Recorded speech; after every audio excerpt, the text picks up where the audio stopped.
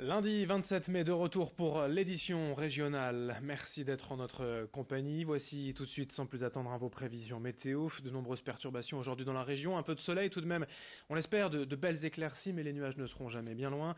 Un temps sec, en tout cas en ce lundi, avant le possible retour des pluies la nuit prochaine. On n'en est pas encore là, le temps restera frais globalement aujourd'hui.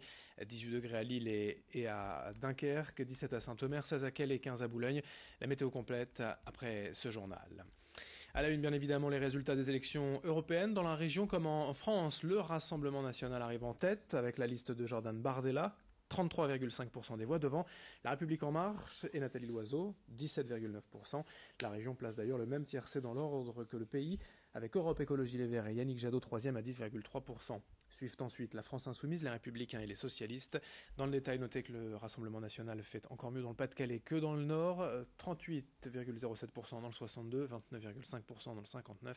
Le parti de Marine Le Pen qui arrive d'ailleurs en tête dans la plupart des grandes villes de la région, Roubaix, Tourcoing, Dunkerque, Calais, Boulogne-Saint-Omer ainsi que dans le bassin minier. Seule Lille résiste en plaçant La République en marche et Europe Écologie Les Verts en tête. Hier, en tout cas, les électeurs se sont bien plus mobilisés qu'en 2014. La participation est en hausse. 53% de votants dans le Pas-de-Calais, 50% de votants dans le Nord. C'est 7 à 8 points de plus qu'il y a 5 ans lors des précédentes élections européennes.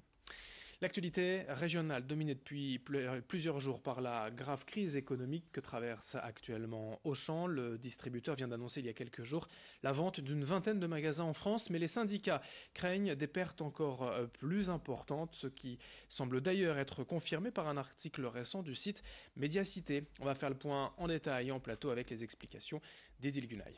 Et selon le site Médiacité, il y aurait bien plus que 21 magasins menacés et mis en vente en France. Il y en aurait une centaine inscrits sur une liste noire des magasins qui ont été placés sous haute surveillance. Cette liste noire aurait été communiquée aux élus du personnel à l'occasion d'un comité central d'entreprise. C'était le 30 avril dernier.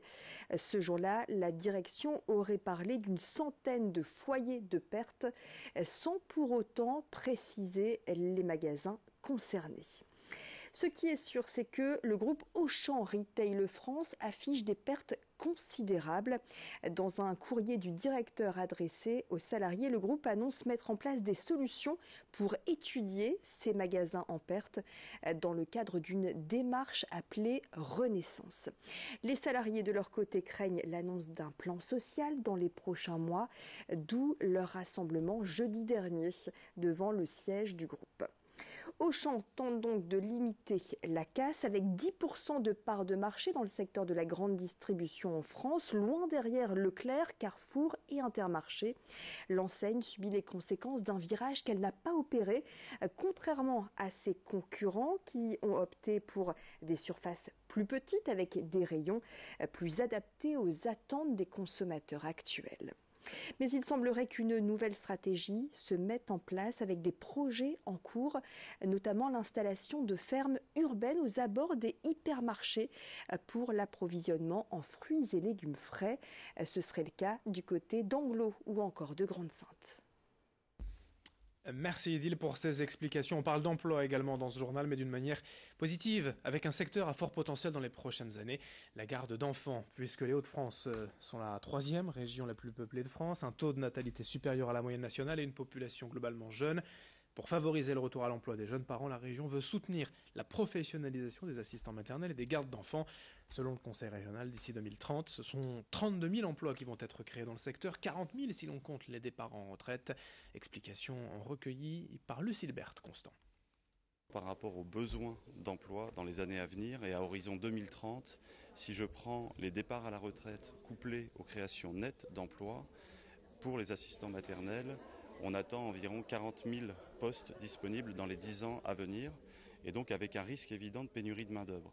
Et dans la mesure où il y a un risque de pénurie de main-d'œuvre, il y a un enjeu très fort de professionnalisation et de reconnaissance de ces métiers. Donc on a un véritable enjeu d'attractivité par la professionnalisation pour ce secteur, y compris également pour les gardes d'enfants qui, dans cette région des Hauts-de-France, est également un métier en tension dans les années à venir.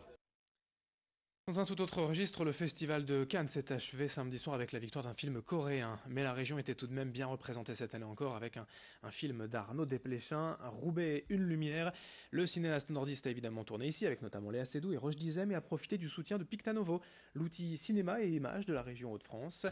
La région attire en effet de plus en plus de réalisateurs ces dernières années. Ils viennent profiter de la richesse des décors et du soutien logistique et financier de Pictanovo. L'avantage de la région, l'attrait des réalisateurs au micro de Lucille-Berthe Constant. Nous ne tenons pas la main des artistes quand ils écrivent, mais ce qui est certain, c'est que nous avons un certain nombre d'auteurs-réalisateurs issus de la région qui y reviennent très régulièrement et qui sont toujours inspirés. Arnaud Desplechin a toujours plaisir à revenir à Roubaix. Évidemment, Bruno Dumont, qui vit dans la région, privilégie le plus souvent possible, et même quasiment tout le temps, la région comme pour incarner ses histoires. Christian Carion, qui est né près d'Arras, a aussi un attachement très très fort. Et puis il y a évidemment Danny Boone, qui aime nous faire sourire avec nos travers. Et puis on termine avec la journée nationale de la résistance, en ce 27 mai, l'occasion de se souvenir de l'action de centaines d'hommes et de femmes de la région en lutte contre l'emprise nazie durant la Seconde Guerre mondiale. Dans les Hauts-de-France, plusieurs lieux de mémoire célèbrent encore la résistance, notamment le musée de la résistance de Bondu, construit dans un ancien fort dédié à l'exécution de résistants. Le musée présente précisément les visages des 68 personnes exécutées dans ces murs, les émotions évoquées dans ce musée et l'histoire de la région au micro de Rémi Desremeaux. On est une région qui a eu un vécu très particulier avec les forces d'occupation allemandes, puisque en 1940, ça n'est pas notre première expérience d'occupation. Et par conséquent, en 1940, l'hostilité est très importante vis-à-vis des forces d'occupation. Et c'est une région qui va subir un joug très sévère, très strict pour plusieurs raisons. D'abord parce que c'est une région qui est riche à l'époque, donc il faut contrôler la production de charbon, la production métallurgique, la production de textiles. Et c'est aussi une région qui stratégiquement est la plus proche des côtes anglaises.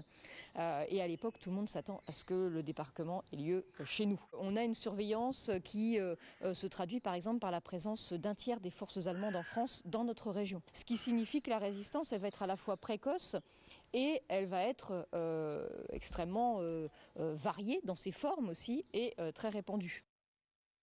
Merci de votre fidélité. L'info continue dans un instant. D'autres informations, d'autres images à suivre dès le prochain quart d'heure. Très bonne journée à toutes et à tous.